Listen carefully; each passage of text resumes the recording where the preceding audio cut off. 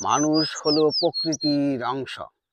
মানুষ যখন প্রকৃতির সান্নিধ্যে আসে তখন মানুষ নিজের আত্মাকে খুঁজে পায়। মানুষ যদি নিয়মিত প্রতিদিন সকালে 30 মিনিট, বিকেলে 30 মিনিট কোনো প্রকার ডিস্ট্রাকশন ছাড়া প্রকৃতির সান্নিধ্যে আসে, একা একা ঘুরে, তাহলে সেই মানুষটার হৃদয়, অনুভূতি, শরীরের প্রতিটি কোষ জাগ্রত হয়ে যায়।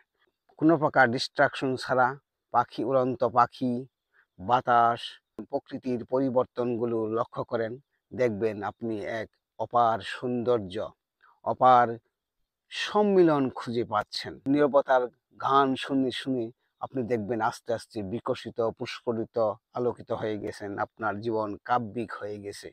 আপনি তখন বিশ্বজনীন মহাজাগতিক সমস্ত শক্তিকে বুঝতে পারবেন, কানেক্ট ফিল করবেন। আপনার জীবন আলোকিত হয়ে যাবে।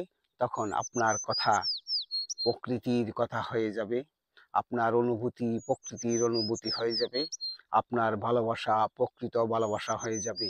আপনি হয়ে যাবেন একজন বিকশিত, আলোকিত মানুষ। আপনি হয়ে যাবেন সবার মনের মানুষ।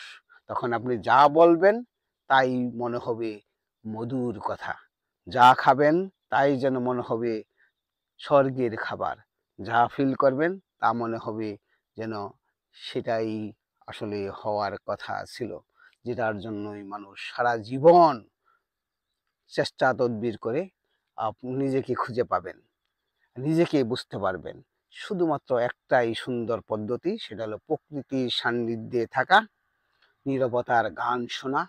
নীরবতাকে গান যদি শুনতে পারেন তাহলে সবসময়ই আপনি এক অপার সৌন্দর্য, অপার সুখ, পরম সুখের সন্ধান পাবেন। যে সুখটা পৃথিবীর দ্বিতীয় কোনো জায়গা, কোনো ব্যক্তি, কোনো ঘটনা, কোনো বাস্তবতা থেকে পাবেন না। আপনি হয়ে যাবেন একজন আলোকিত, ইনলাইটেড মানুষ, ভালোবাসার অবতার।